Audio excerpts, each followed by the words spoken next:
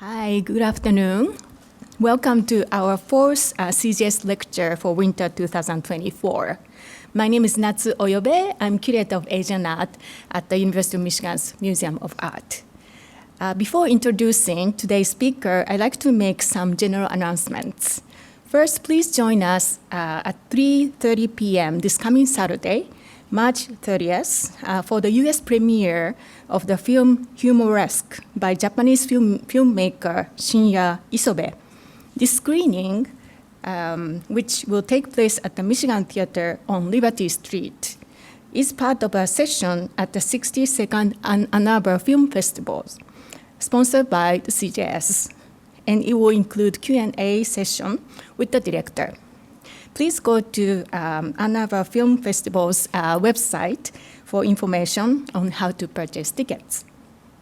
Also, 1 week from now, on April 4th, we will have the next entry in our CJS Thursday Noon Lecture Series, For Whom and for What Purposes? Peace and War Museums in Japan and Its Neighbors, by Professor Takashi Yoshida, Professor of History at Western Michigan University. Please note that this lecture will be in person only and will not be viewable on YouTube. So the only way to see it is to be here in room 1010 of Weiser Hall at noon next Thursday. We hope to see many of you there. For those attendees joining the webinar, webcams and microphones have been muted, but we invite you to use the Q&A function during the lecture to submit any question you might have. And the presenters will try to address as many as possible.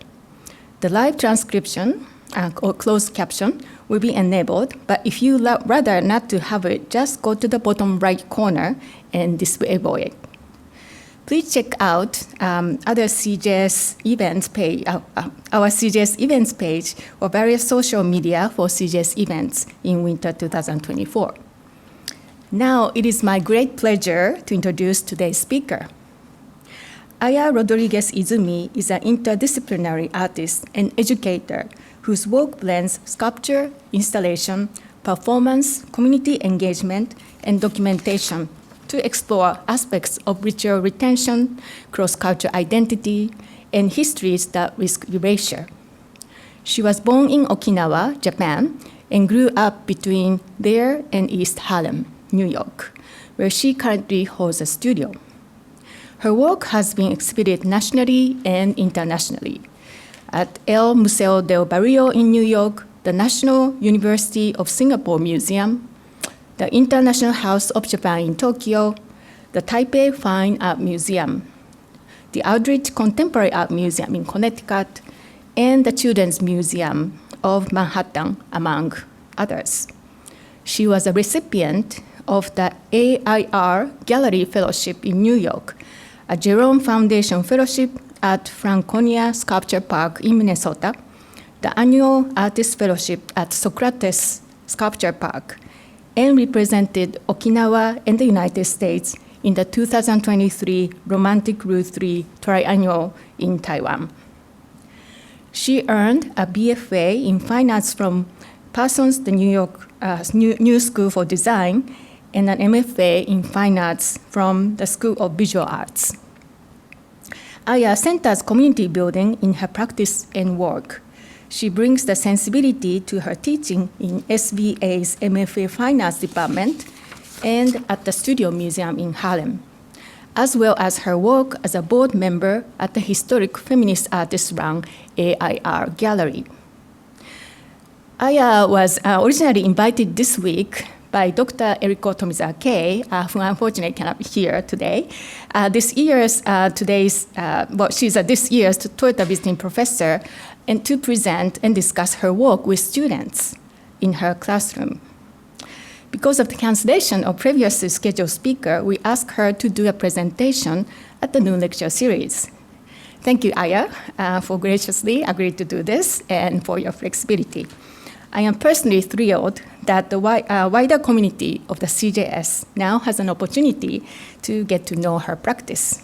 Please welcome Aya Rodriguez-Izumi.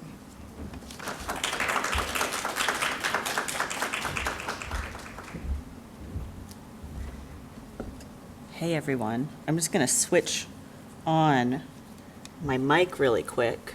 I think that's working. Great.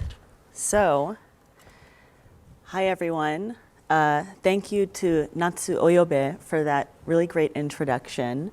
I want to thank the Center of Japanese Studies at the University of Michigan here for having me this week, and also specifically Professor Eriko Tomizawa-Kei for inviting me to visit her class, and I'm glad that the timing worked out to do this talk as well.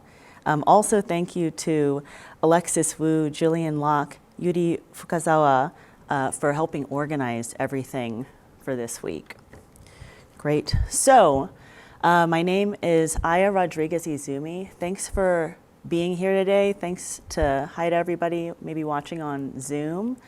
I've been thinking a lot about this presentation, how to present this work, what to talk with you all about today. And I've come to something that's kind of new, so I hope we can try this out together. But I'd like to think about this talk as a presentation in 3 acts, each with a unique project that is dealing progressively with thinking about the past, the present, and then an imagined future. Again, I'm an artist and educator. So my work deals with visual arts, but also with engagement with different kinds of communities. Before getting to the first act, I have a little bit of a prologue, some information that may help kind of guide what you're going to see today, a little bit of background information. So like Natsu said in the intro, I'm from a place called Okinawa in Japan. Here's a map of where Okinawa is. It's that big green letter A up there. It's a small island that's the southernmost prefecture of Japan. And I think this map is helpful to kind of see not only where Okinawa is, but what it's near. So we're really close to China, close to Taiwan, close to North and South Korea, Vietnam, Cambodia, Singapore, the Philippines. It's really kind of like this central location in the East. And I think that that location is also really important for the work that we're going to look and talk about today. Also, some facts to ground us about Okinawa that may be helpful to know when viewing this work. Okinawa before was an independent kingdom until 1879 when it was annexed by Japan. It was known as the Ryukyu Kingdom and is still referred to as the Ryukyu Islands by some people. It's the site of one of the final battles during World War II in 1945, the Battle of Okinawa. In that battle, an estimated 100 to 150,000 of the then 300 to 500,000 of the local Okinawan population perished.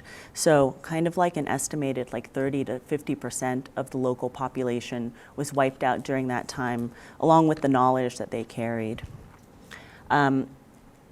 After that, and until 1972, Okinawa was fully occupied by the US military. And in 1972, it was reverted to an Okinawan prefecture. And still today, it remains occupied by 31 US military facilities there, with a new facility being built today. Great. So, Act 1, the past. For this, I want to talk about a project that has been ongoing. Well, I guess the research has been ongoing since like 2017. It's, I call like the whole project Echoes from the Last Battle. It's been exhibited at a couple places, mostly overseas in Asia. It was first, well, I guess the first iteration was exhibited at AIR Gallery. But then in the forms that we're going to see today, was exhibited at the NUS Museum at the University of Singapore and also at the Taipei Fine Art Museum in Taiwan. So in 2017, I was graduating from grad school and was making a trip back home to Okinawa and was reintroduced to this book, Okinawa's Tragedy, Sketches from the Last Battle of World War II, by my father.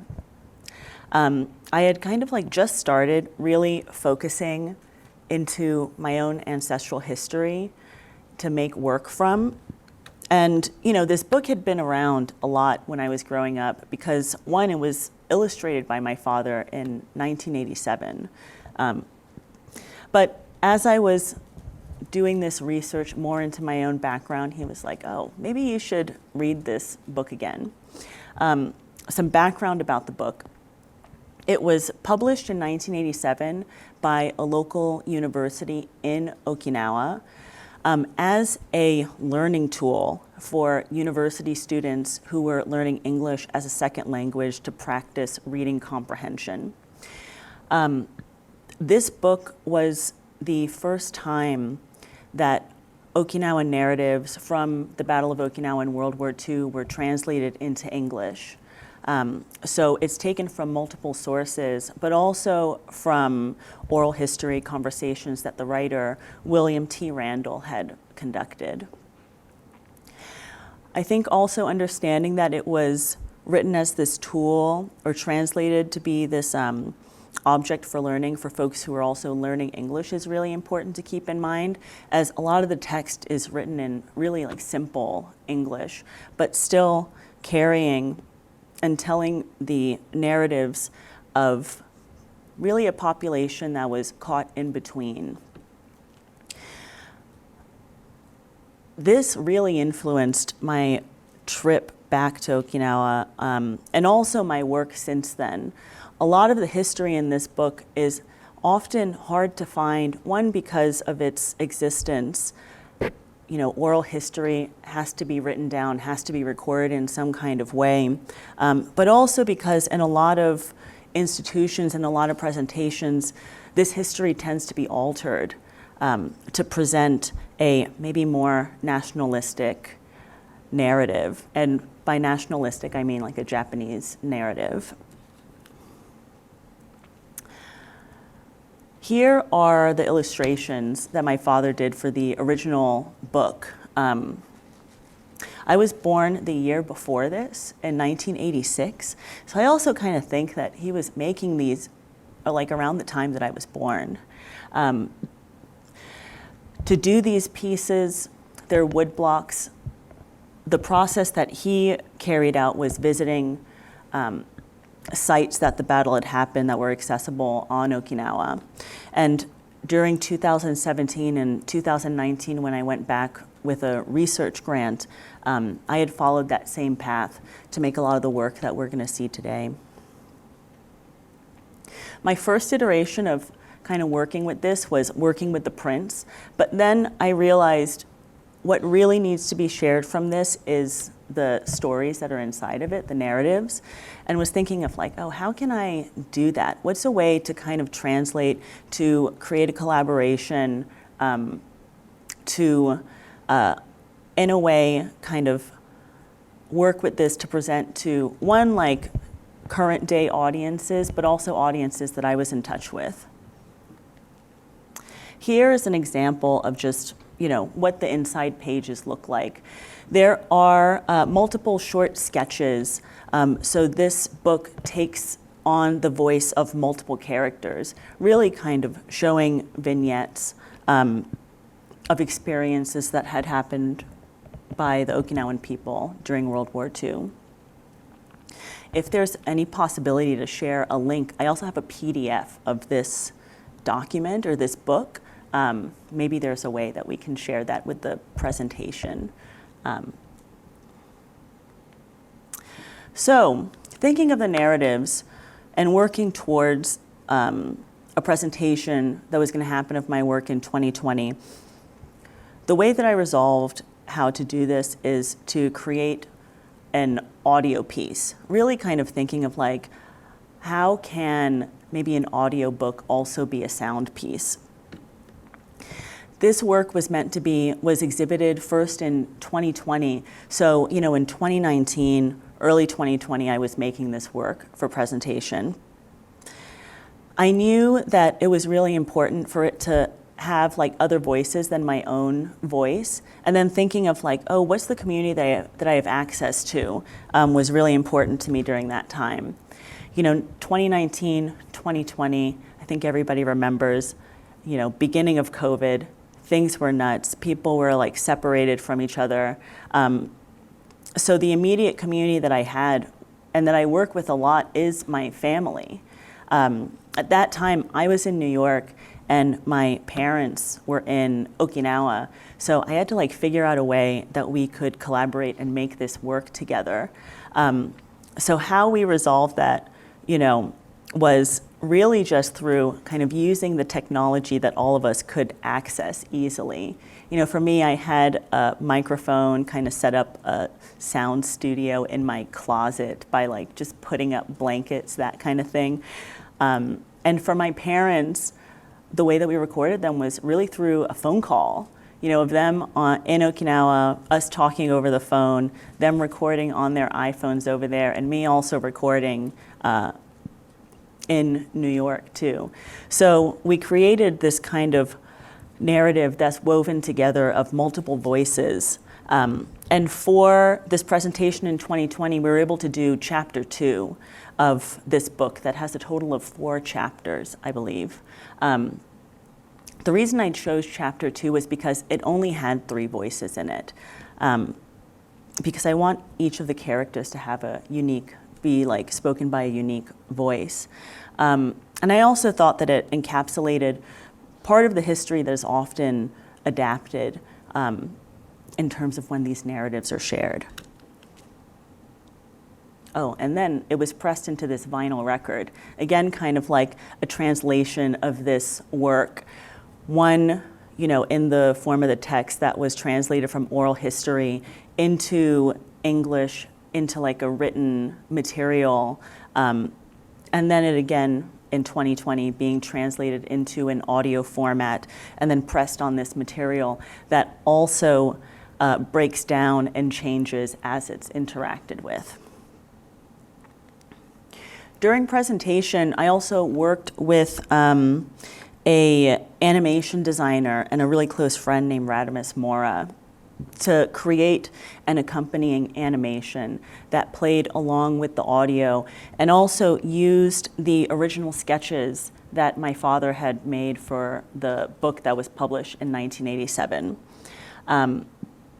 It was really kind of thinking of, what is a update to these sketches, to these woodblock prints?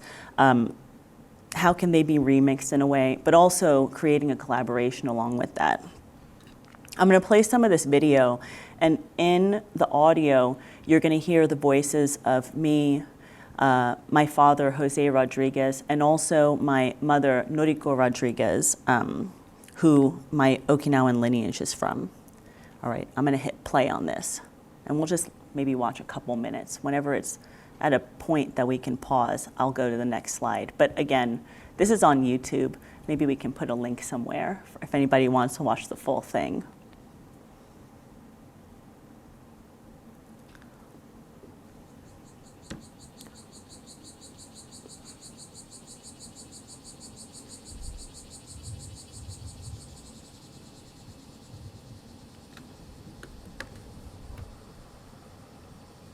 Chapter 2, The Zamami Story. 4 episodes of the mass suicide at Zamami. Zamami, September 1944. From satisfaction to starvation. Harumi Miyagi was born on Zamami Island in 1949, 4 years after World War II ended. Although she did not experience the war, she knows very well about the hunger and suffering the people on her island experienced during the war. She still lives there and is now an historian and a teacher. When she was a student, she began to find out details about the war. She read her mother's diary, which told the story of the suffering of the people on Zamami Island during the war.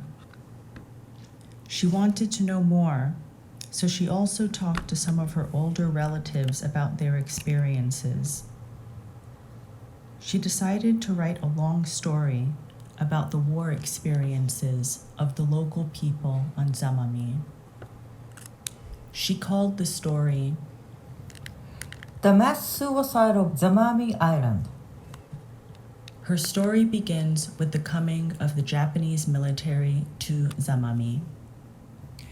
Before the soldiers came, the people didn't think much about the war. The Japanese army troop landed on Zamami Island on September 10, 1944. From that time, the people of the island have to think about the war constantly. The local young men and women worked for the military.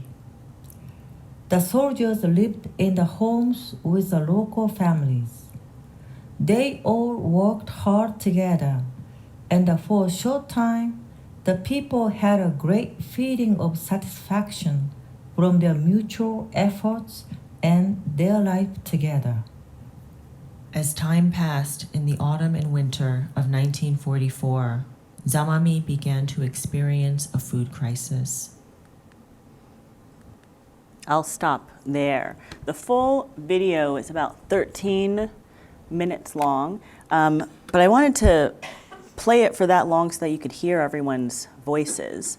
I think it's really important that, again, that there are multiple voices, kind of multiple sound qualities. You can hear this weaving of materials, of different kind of personalities too. Again, I chose chapter 2, one, because there were only 3 voices in that chapter, but also I felt it was really fitting to kind of do this chapter with my parents, especially because it's telling the story of Harumi Miyagi from Zamami, who is learning about the experiences of war through reading her mother's journals. So also, doing this with my own mother seemed really fitting for it.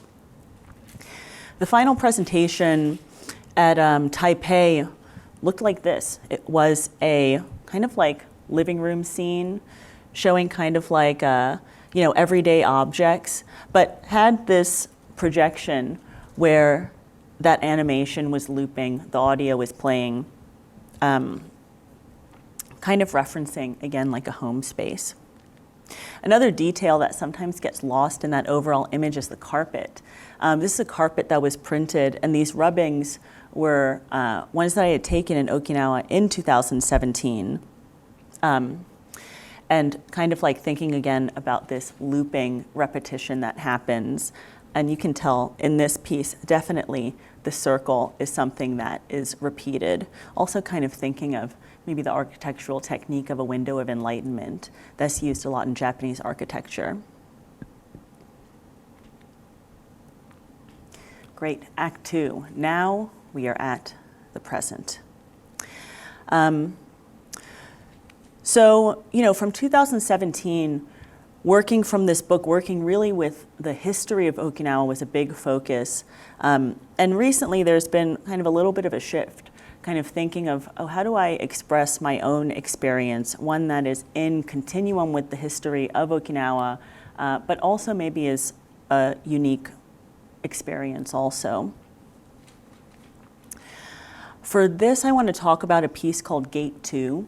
It was presented at Socrates Sculpture Park in 2020 and 2021 in Queens, New York, as part of an annual fellowship that they have. A little bit of background that helped inform this piece again. So I grew up between New York and Okinawa. I was born in Okinawa, and my middle and high school years were spent on Okinawa. I had spent a lot of time kind of moving around different educational systems, first in middle school, going to a couple of schools that were set up by missionaries on island, mainly because I can speak Japanese, but my reading and writing wasn't enough that I could matriculate into the year that my age was. So my parents had decided to send me to a school that was based in English. There were different kind of circumstances, but I ended up going to a high school on a US military base as a civilian, as my parents are not involved in the military. Most of my classmates are dependents of military personnel, contractors. There was a couple of folks like me who were civilian students who were going to that school for different kinds of reasons. The name of my high school was Kubasaki High School. You can see our kind of sign.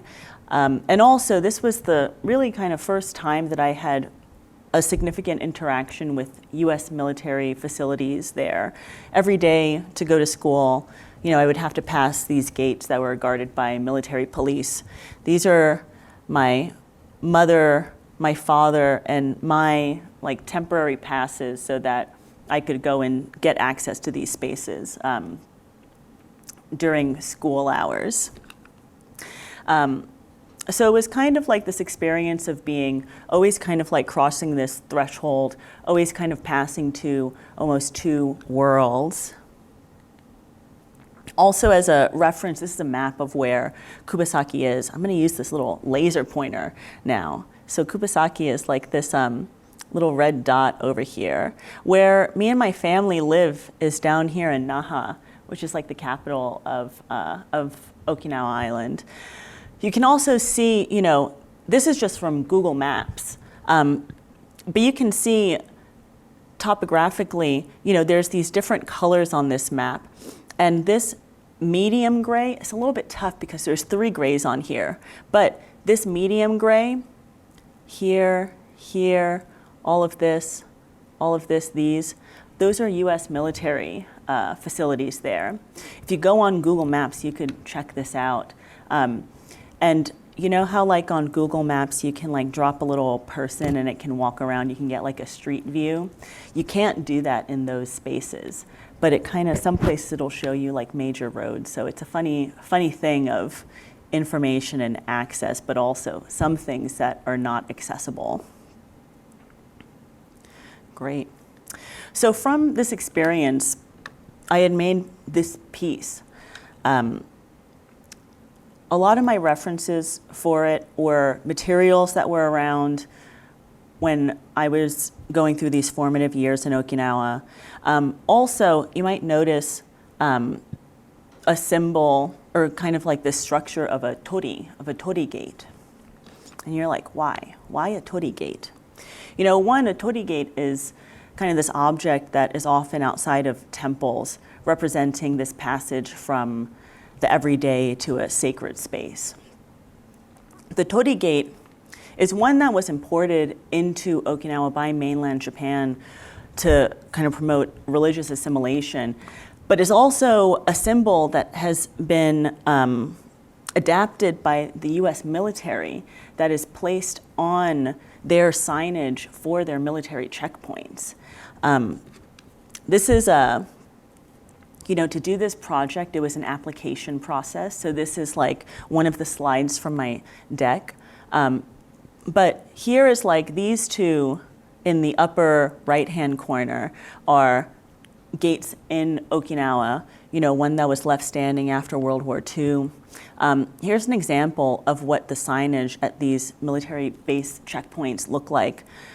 Some places even go as far as erecting giant tori gates that cars have to drive through to go onto the bases. This is at Tori Station in Okinawa. Another reference that I was pulling from for this piece, and you'll see it's kind of an important part, is these beads. In my high school years, it was 2000 through 2004, electronic music was big in Okinawa. So I was really kind of into the rave scene there and and the place that I would go is this place called Gate 2 Street that was named so because it was outside of a US military base, Kadena Gate 2.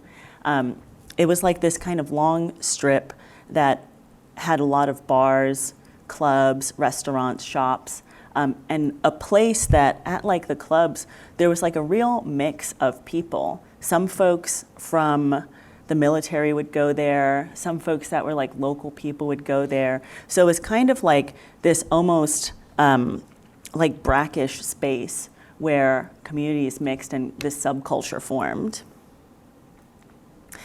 This piece was large enough that viewers could interact with it, walk through the piece.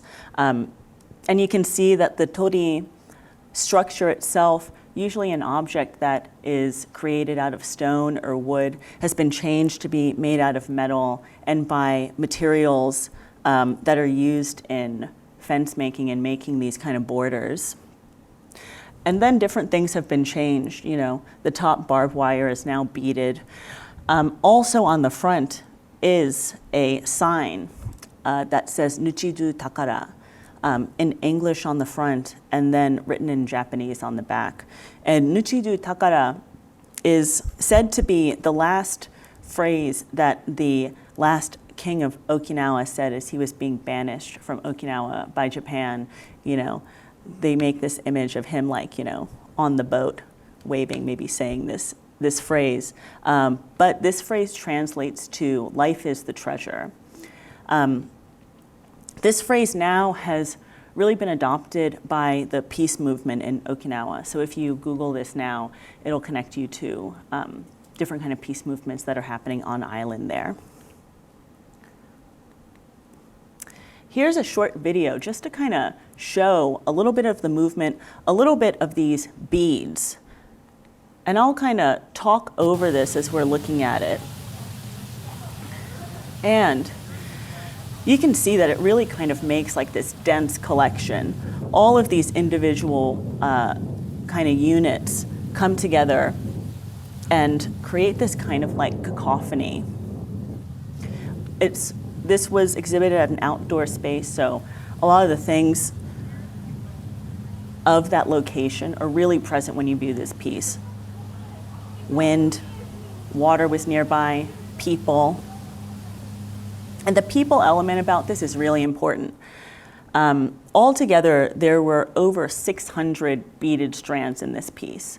And from an earlier piece, I quickly learned I can't do all of that work myself. But not only that, but that was also an opportunity to invite in the public.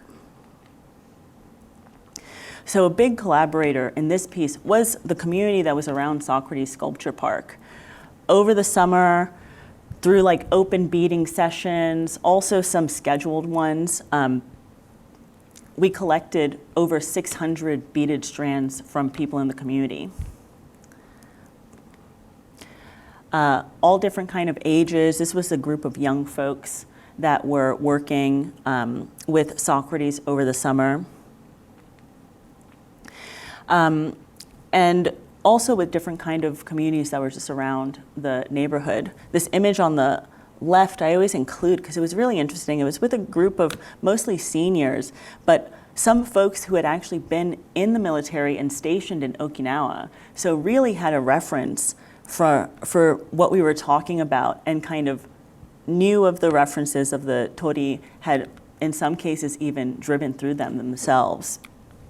The image on the right is from a second exhibition where this piece got to be moved up in Vermont. So still with each iteration, you know, I try and keep adding to it.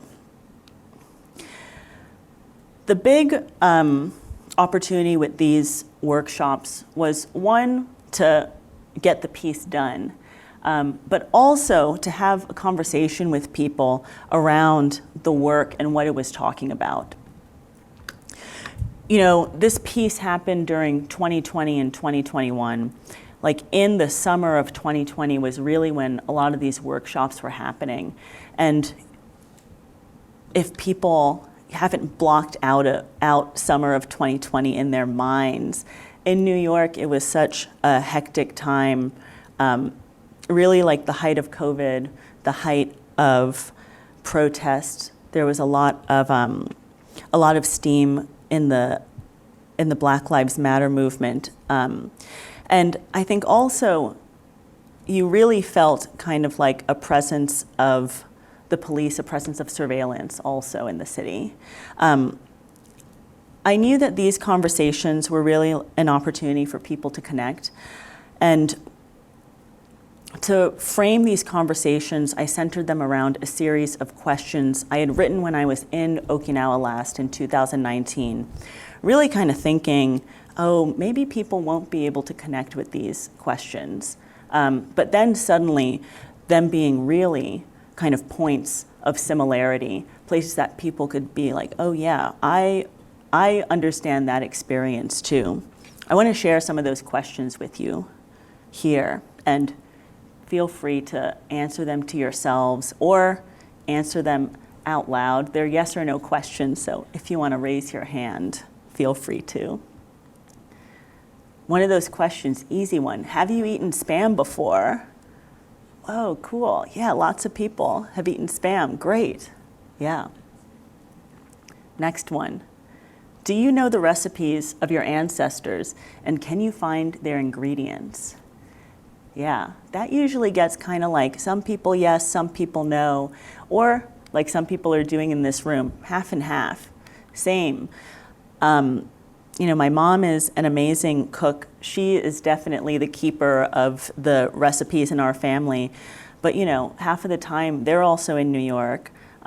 So thinking about like adapting recipes, how do traditions also sometimes like need to adapt, maybe even to survive? Are you asked to identify yourself often? Yeah. Here at University of Michigan, I realized I don't have to identify myself that much. You can kind of walk really freely into a lot of places. It's a pretty open space. But I think that those kinds of dynamics can really affect your experience of any space, any kind of location, any kind of interaction.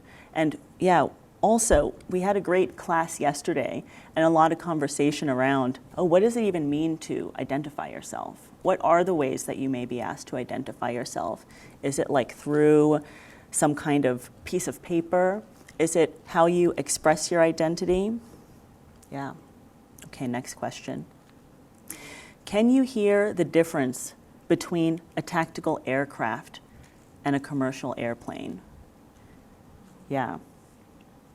Keisuke Yamada is here today, who I met while I've been here at the University of Michigan, and they were in the class yesterday and got this question, and I think had a great response for it, and said that it's based on your experiences. And I think that's really true. Is there active protest in your neighborhood? Maybe sometimes, right? Yeah, so. I feel like in 2020, it was like every day there was protest somewhere. You could go to a protest every day. Now, there's still a lot of protests. They're definitely farther apart, but is there kind of like a community or a voice in opposition that is in your community? And then I would always end with this one. Does your day-to-day feel normal? You know, yeah, does your day-to-day feel normal? So. I think it has a lot to do with what does normal mean? You know, what even is that? Is it a thing of like adapting? Is it a thing of just getting used to something? But thinking about that, does your day-to-day feel normal? Great. Act 3, our last act. An imagined future. For this, I'm going to talk about, it's a couple of works, but in the same kind of line of research. One is called Noboru, and then that piece has kind of transformed into this other work called Signals. This has been exhibited at the Benizakura Art Annual in Hokkaido, Japan. It was also the focus of an in-school residency that I did with Artist Alliance in New York. And was also the subject of the project that I carried out in Taiwan with the Romantic Root Triennial. Great. And then total, the work that we're going to see in this next section has been created between 2021 and 2023. So, again, this is a image from a deck that I created. So a little bit of reference for the work that we're going to see is really taking from the tradition of a nobori. A nobori is a type of signal flag that has histories from war, ritual, protest, and also current day, I think its most common use is in advertising.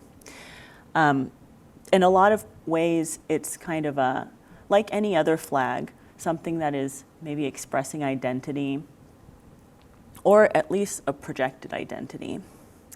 These images here are images that I took during maybe 2019. Here is from an opening ceremony ritual that happened at Irei no Hi in Okinawa at the Peace Memorial Center. So every year they have a big gathering to commemorate the Battle of Okinawa in World War II at the Peace Memorial there. So this was during that day of activities. Down here is a handwritten sign from post-war Okinawa. It was on display at a Peace Culture Center on Ie Island. It's a little island kind of north of the main island of Okinawa. It's obstructed a little bit by this shamisen here, but in the center of this, it also has the phrase Nuchidu Takara, life is the treasure. So over the years, that phrase has been something that has expressed peace in Okinawa. And then this final image here is from a demonstration and a handwritten sign. Every week down in Naha, there's a group of mostly seniors that protest at like 7:30 a.m.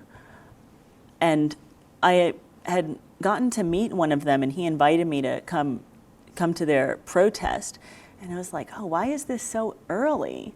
And they said that they would do this every week so that they could hopefully be seen by people who are on their way to school and on their way to work. Great, so a little bit of background. So from there, using this symbol, I was trying to imagine what could be a nobori or a flag that expressed anti-allegiance. What could be a symbol that expressed identity as something that is intersectional, as something that maybe moves closer and moves away at certain times, and one that also kind of expressed individuality versus kind of like a national narrative. I had made these pieces that were exhibited at Hokkaido in 2021. This was like the first iteration of it. And again, was this thing of making work in one place and finding a way to exhibit it in another place. A little bit of the process of that, was creating these watercolors.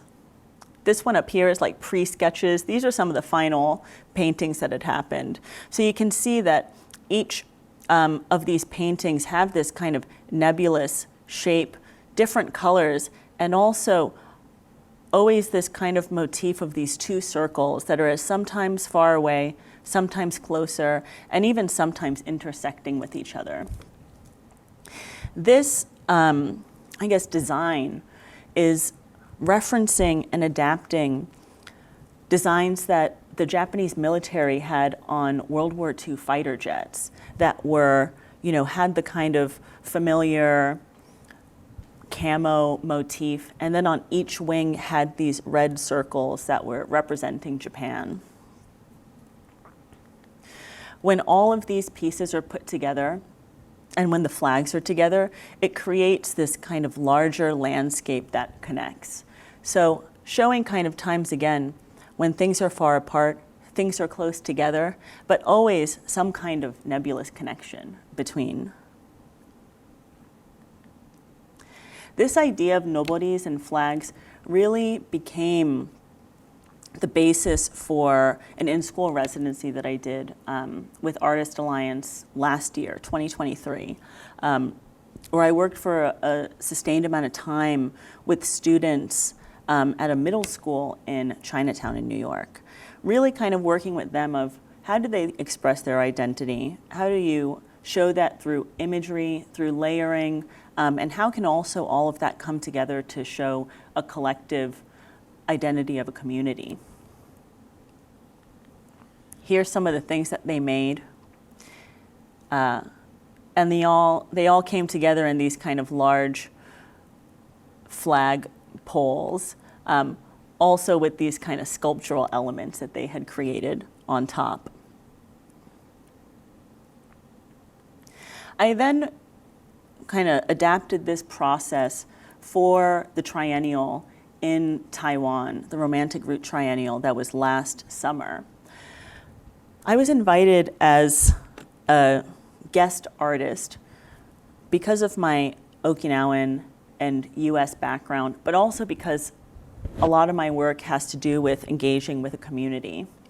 The purpose of this exhibition was to have visitors kind of travel along the west coast of Taiwan, visiting spaces all along that route, but all in public spaces, all also in, for the most part, non-art spaces. So it was kind of this thing of promoting travel to places outside of the main cities in Taiwan. They had organized for me to work with some indigenous groups there. And there are a lot of indigenous groups in Taiwan. The two that I worked with specifically were the Atayal and the Hakka group. Here, we worked really closely with a elementary school that was specifically for the Atayal community. And I knew for me what was important was, especially as a guest in this space, was how can I use this project, use this opportunity to create a platform for the local people to express what they also want visitors to see when they're coming into these spaces. How we did this was through workshops. This was with the elementary school and really giving a super loose prompt to people of, what do you think visitors should know about this space? There were a lot of things that kind of repeated in this work. You can tell that, in the middle of Taiwan, there's a mountain range. A lot of the drawings had mountains on them. It's a really kind of like agricultural space. A lot of them kind of pointed to either the agricultural techniques or the things that are farmed there. And then some were even of local folklore, or just people drawing pictures of like their family. What came of these were two projects. One were these flags that was outside of a temple there in Taiwan. It was Carp Temple, so also that's run by the Hakka community over there. And I worked with some elders in that community who steward this temple. And their input was, we really love carps here. If you could make it look kind of like a fish, that would be great. So maybe some of you all are familiar with these kind of fish flags, sometimes used for Children's Day in Japan. But on each of these flags is a digital image that I created from superimposing the children's drawings with watercolors that I had done to represent pretty one-to-one of what they wanted visitors to see. It was also present in places like this long park. And these pieces, the temple ended up keeping them because they were like, we'd love to keep using these for different events that we have. So maybe they're still in use over there. And then some final details. Some of them were even emblazoned with text. This says mountain, sun, water, which is a kind of slogan there. But you can see these mountain ranges are really present, crops. And also, this one in particular, there was this story that is an Atayal folk story about an archer and how they created the moon, how there was originally 2 suns, and then an archer shot down one of them to create the moon. So, in abstract ways is also continuing those kinds of narratives. Great. I always kind of end my presentations with these 4 questions. These questions were originally posed to me by William T. Randall, the author of Okinawa's Tragedy, from the first project that I presented. He's definitely become an important collaborator in this work. But when I was making that piece, he posed to me these 4 questions that are not necessarily unique questions, but something that I keep thinking about and have used to guide what I do and what I present since then. So I wanted to share those with you to, carry with you, maybe consider in your lines of research that you are doing in the work that you do. But those 4 questions are, what am I talking about? What am I saying about it? What does it mean? And what am I supposed to do about it? I think that last question is really important to kind of prompting some kind of action. What am I supposed to do about it? That can be kind of the hard thing, of where to go afterwards. So I'm still working on all of those. Great. Well, hey, that's the end. Thank you all for being here. Feel free to reach out to me. I'm pretty accessible. I'm not on Instagram very much, but feel free to message me there. And there's also my website if you're interested in seeing some other projects. Great, thank you.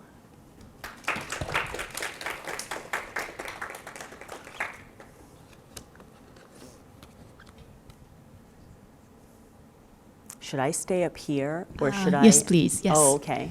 Well, thank you, Aya. Oh.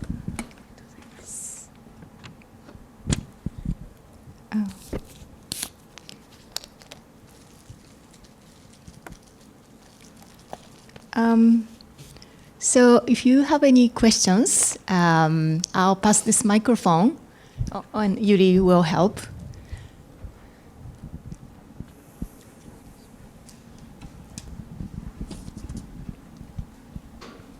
Thank you so much. It was really exciting to see all the images together and to hear your explanation. It really makes them come to life, and I really like your structure of the different acts. And I'm especially thinking about, I suppose it's all of the acts simultaneously, but about maybe one direction of imagining a future like of the flags or these gates where it's something transnational. It goes beyond borders, goes beyond national identities. But at the same time, there's many communities that need that recovery, need that restorative history and the like. Mm-hmm. And so I was wondering how you see your work, both as an educator and an artist, in terms of trying to navigate those different poles of a hyper-local or a sort of re-emphasizing maybe a recovering national or pseudo-national identity versus something maybe that might go beyond that. Yeah. Hey, good question. And I think that's something that is like, a lot of it is like building as I go along. I think, for me, it's been really important to do the research and to experience what kind of like rituals and traditions and the history as it's been presented, and to really work to try and uncover the histories that were also present but maybe weren't always presented on a larger stage. But I think a lot about history in the ways that I also think about tradition and ritual. In some ways, there's like a root of sharing those by not changing it. There's like a real kind of movement of keeping and preserving something from what it was at a specific time. And I think now, or more and more, it's sometimes, again, like the same with traditions, is that for something to even keep going, it has to change and it has to kind of adapt to what's happening today. I think it's one, like a form of survival, a way of, another kind of way of preserving those things so it becomes something that we can experience that, isn't only something that's like written down in a textbook for reference, but something, again, that can take action, even if it is an updated version of it. But I think always like the foundation of the history, of understanding what that was and what that meant really at that time is important. But I'm also a person who has a mixed race experience. So even just from kind of that, it's something that has to be adapted. So in some ways, it's like I'm adapting it for myself of like, oh, how can I interact with this as a person who exists in multiple spaces, as a person who is connected with this history, but also other history too, and as an artist. Yeah, thanks. Thanks for coming today too, Kevin. Thank you so much for such an accessible and engaging talk today. I have thanks. 2 questions for you. One Cool. is, what is your favorite spam dish? And my second, I just want to hear a bit more about the process of creating Gate 2 in terms of collecting the beaded strands.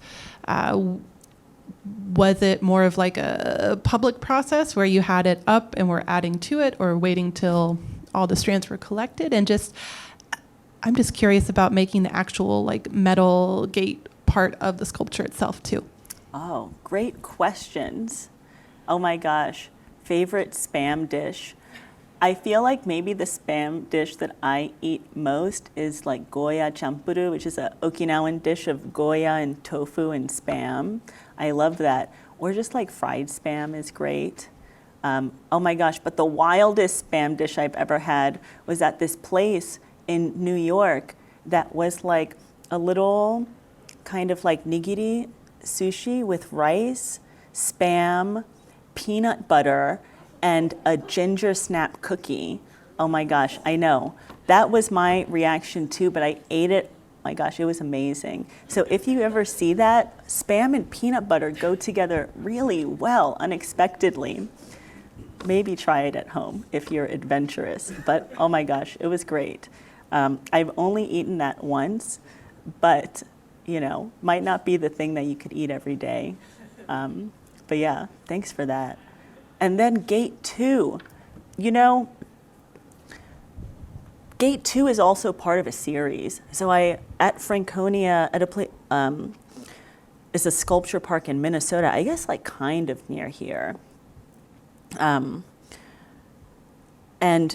had done Gate 1 there in 2018. So also had kind of like the privilege of trying out a really similar process in a first iteration and knowing like, okay, what worked, what didn't work, and to create this piece.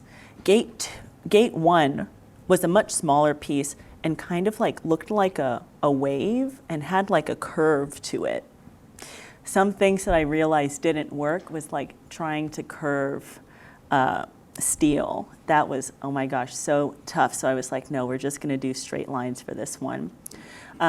And then also in Gate 1, I hadn't started it with the idea of doing the community engagement, and then quickly realized for the time that I had that I needed help with that. So it was kind of a process that came out of like a real need just to like meet a deadline. And then I realized like, hey, that's actually the most important part of this piece, is to talk to people about it so that they can also feel like a connection with it. So even from the time of application, that community engagement was a really important part of it and was a central element to it. It was, honestly, making the metal part was one of like the easiest fabrications that I had up to then. It was like, really just kind of a math problem of making sure that everything was the length they were supposed to be, things fit in. I sourced all the material from an industrial like fence company. So, it was really like a process of getting to know fixtures and what things are used for, and that research of using the parts in the way that they were supposed to be used to make this kind of giant piece. The longest part was like doing these the workshops of collecting the beads, and also kind of really honoring that work by, for the folks that wanted to, they could leave their name, or if they didn't want to leave their real name, they could leave an alias, and having all of that included when this work is shown. And installation time was very short. I think we had like 1 or 2 weeks. So I collected all the beads first, erected and connected all of the metal part of this. And then underneath, you can kind of see in this image, there's kind of like this stainless steel grate, and all of these beads were attached to the stainless steel grate. That part did take a long time. But then when it was exhibited after that in Vermont, we were doing workshops, and then they were being added in real time. So for the first one, everything was done and then assembled, but after that, it was like added on to. Yeah, good question. Great, thank you so much. Are you a maker? No, but I am a spam fan. Oh, cool.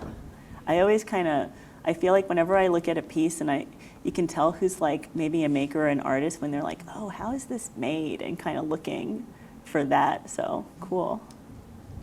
I just want to mention that Aya's website link will be included when this today's recording will be up on the CJS YouTube channel. So please check it out later. And there are a couple of questions from Zoom webinar audiences. One is from Bela Jankowski. Thank you so much for your talk. I was really struck by the colors used in your pieces, and I wanted to ask if you could speak a little bit about how you think about the use of color in your work. Oh yeah, the use of color. Use all of them. I don't know. It's kind of like pretty intuitive.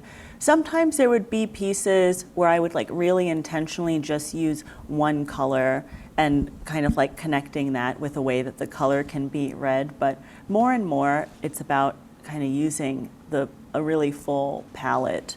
I may go back to kind of doing works that are in one color, or, even thinking about how to represent works that might not have any kind of physical form. But yeah, and I guess, especially with like the flag pieces, a lot of times, like I'll use materials that have like a set palette, like the beads came in a set range of colors. I'll often kind of like get materials and just let them be like what they are, and the color happens from mixing those materials. So the flag pieces where I was like painting these images that were then printed, that was like really kind of selecting colors and mixing colors and thinking about like, oh, what can these say together? I would say really it was kind of like a composition thing and something that was intuitive. I have like a history, or my background a little bit from undergrad was working in fashion, so thinking about like color in terms of like telling a story is something that I feel like always kind of comes through. But yeah, I would say pretty intuitively. Yeah. So there's another question from Rita Ray. What would you say to someone who wanted to get interest in sculpture? We know that working with clay, even Play-Doh, is a way to get into pottery. What is one way to get into sculpture? Whoa, cool question. What's a way to get into sculpture? Yeah, I hear you. Using kind of clay, those kind of malleable objects, is a great entry into ceramics. I would say, like whatever is around you, maybe start with that. I, like a lot of my sculpture, honestly, is kind of using two-dimensional materials in like a three-dimensional way. You know, especially with the fabric works. And I think, again, maybe that has to do with like my fashion background. But really, you can make sculpture out of anything. I would say really kind of think about, one, working three-dimensionally, but also working in like sketches, so something that's fast. I remember like one assignment I had in undergrad in the fine art department was from my teacher at the time, Heidi Faschnot, who gave everyone the challenge of making 100 sculptures in 1 week. And the material that I chose to do that in was with wire because it was fast. You can kind of like sketch. I also think something that's really important and unique about sculpture versus like drawing or painting is thinking in 3 dimensions. So always like as you're making something, think about like turning it, what it looks from the side, what it looks from the back, what are kind of like the Easter eggs that you can leave in there.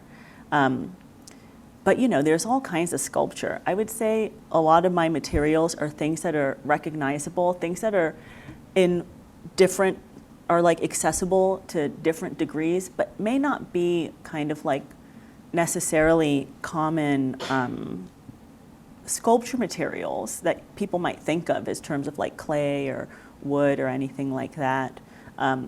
So I think about what's accessible to you, and then yeah, think about the piece in the round.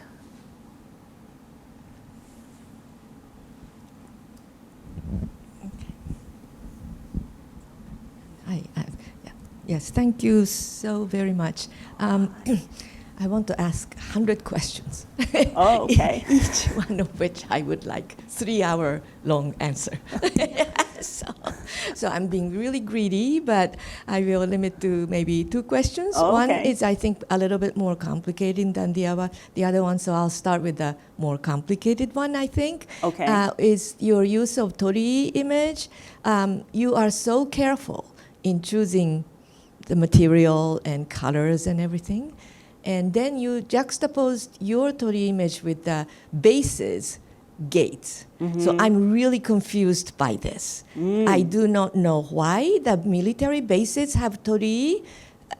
So what are they thinking, and who put that there? Is it the Japanese defense, or is it the Americans? And what do they want to say? Is it going out of the base, going into the base, or Yeah. are they making fun of torii? You know, there are many meanings that we could get out of that. And then Yeah. you take torii, and yours is, of course, yours has different meaning, but you're still using what is quite commonly seen on Okinawa, right? On Yeah. the bases and around. So I would like you to expand on your use of torii in the ways that I can kind of figure out what's going on here. Very many multiple meanings, I think. And so I was wondering if you could explain that to me. And the other simpler question, I think, is you mentioned Art Alliance or something in Hokkaido, but you did, right? You were coordinating some work with the people in Hokkaido?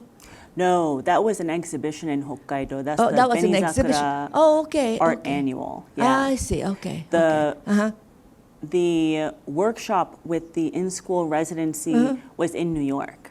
Uh-huh. Oh, yeah, okay. and that was with okay. Artist Alliance. I see. So, okay, so yes, underlying that question on my part was how you work with people in Tokyo or Osaka or whatever, what the communication between the mainland Japan and you and other artists in Okinawa. For, you mean the Benizakura exhibition? Or any sort of work that if you communicate a lot, because I think, I'm just assuming this, but you would like more people on mainland to know your work, and in terms of educating people who... Do you mean in mainland Japan? On mainland Japan, I mean. Oh. Yeah, mainland Japan.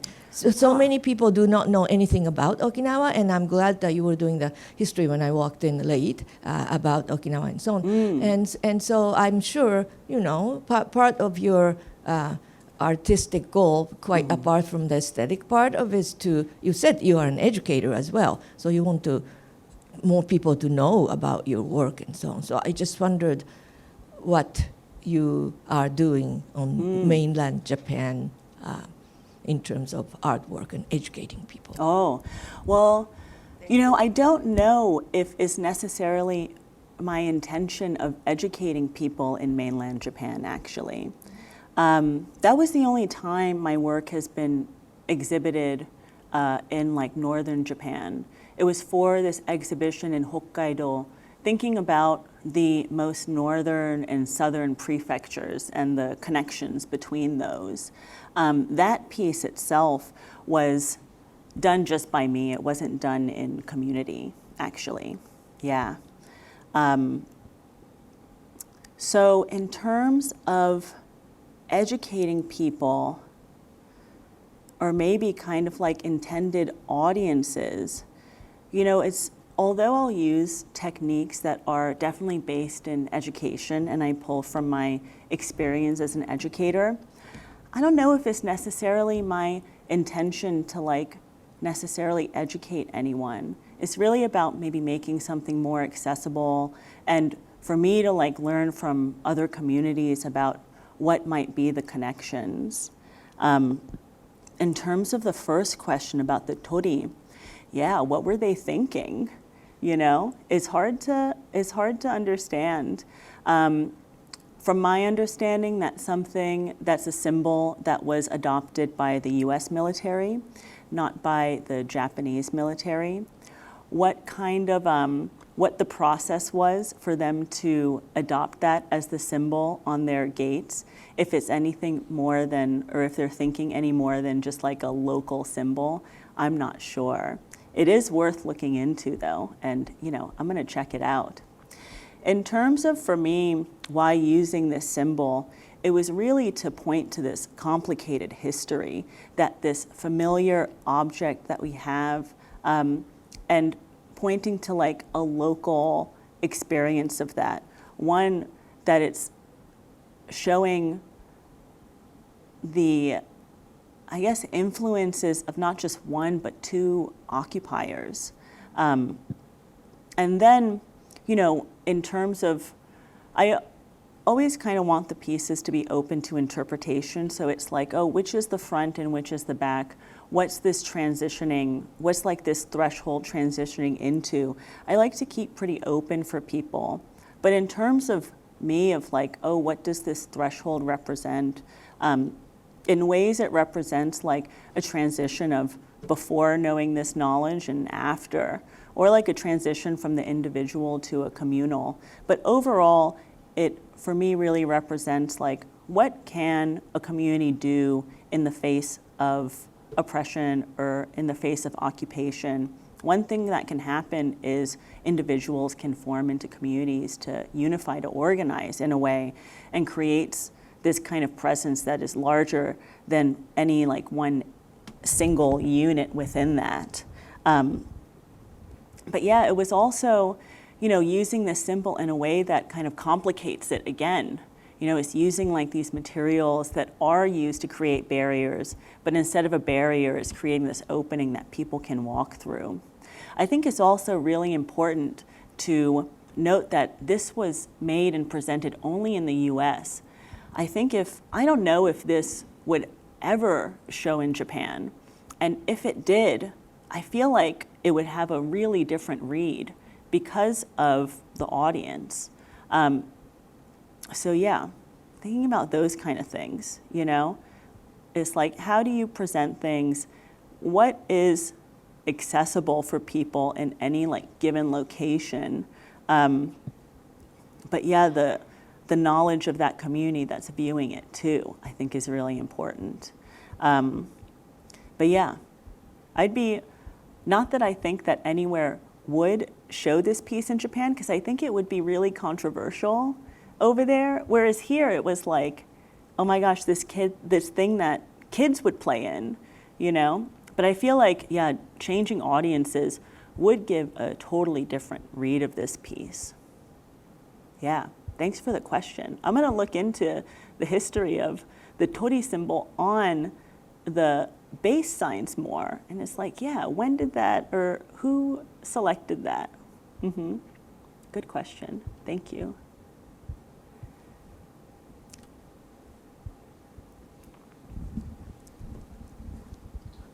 Thank you, Aya, for your talk. Very interesting materials. Oh, thank you. So if we look at war as multisensory experiences, then that continues today, then how the art could like articulate or represent this kind of complex history.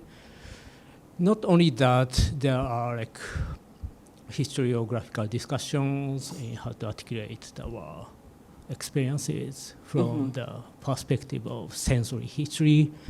And also there is a literature on the like war trauma and PTSD. But your talk, your questions, pieces of questions, articulated the taste. The art is also like a nobori is also you represent today, and also the hearing. Your questions is about the distinction between the commercial and the tactical hearing, the airplanes. So I was wondering how, art today could express these multisensory experiences. Oh, how can art today express a multisensory experience? And that complexity of the And history. what? And the complexity, the complex history. And the complexity of history, yeah. Huh. I think encountering any kind of art in person really can be a multisensory experience. And I think it's one of those things that maybe some artists are focusing on it more and thinking about that experience of encountering something. I guess, at least for me, the projects end up being multisensory because it's kind of how like that context or that content I feel like needs to be represented at any time. It's, with each project, sometimes it's kind of like learning a whole new process or like a whole new material, which can be kind of like tedious a lot of times because I'm like having to start from scratch a lot. But I'm always switching materials because I feel like these different ideas need to be expressed in different kind of ways. I think that a lot of times, a lot of my work is also like installation based. So thinking about not only what you're seeing, but what you're hearing, what it feels like to go through a piece. Sometimes, like what's on the ground underneath you as you're moving through. If there's different kinds of like smells that are present or even tastes. So I think because of like how complex things are and because there's like various degrees to how well different audiences kind of know the background of this work, which I think is important to kind of understand the work in certain ways. But I think all of that is really lends to a multisensory experience because different people kind of understand in different kind of ways. Sometimes it's, through like reading material or like looking at an artwork or like attending a dinner and eating the food there. So I guess it's kind of so to open it up to a lot of different audiences and to maybe help with different kind of ways that people understand. Maybe the last question from audience.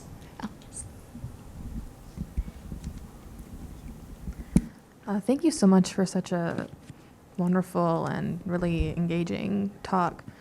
I'm really compelled by your interactions with children in like all these different communities, and I'm curious sort of what you think is sort of gained or like the role of children in creating art, especially in more of like quote unquote like fine art or more like installation work. Because sometimes I feel like there's a little bit of a divide between like kids' art and like real art. So I'm curious if you could speak to that a little bit. Whoa, good question. Yeah. It kind of just happened. Like for some reason, especially with like my installations and that kind of work, that kids are the ones that are like most gravitated to it. Maybe because of like the materials that I use, that it's like really kind of calling attention, and there's this kind of tactile thing. And also a lot of times even like in group exhibitions that are indoors, it might be like one of the only things that people can touch. But I think, the role of kids, and maybe more like the role of learning within art, is like, that's like really like the amount of people that are going to experience your art firsthand is really small. And the way that people kind of keep understanding artists and artists' work is through education. I think, Judy Chicago, an artist who did The Dinner Party, has been like working for decades. One part of her archives is a set of K through 12 lesson plans that people can access publicly and can be used to help students of all different kinds of ages understand the context of that work. So I think like education, maybe more than exhibition, is how artists keep getting known and how that information gets handed down. So I think it's a really important part of it, and something as like an educator working in universities and working in museums is something that I see is like, how is like legacy created, or how is like narratives really shared, is through like people going into rooms and talking to other people, kind of like this. And yeah, that happens with the workshops a lot too. Yeah. Thanks. So thank you so much, Aya, and thank you everyone for joining us, and hope to see many of you next week. Thank you. Hey, thank you.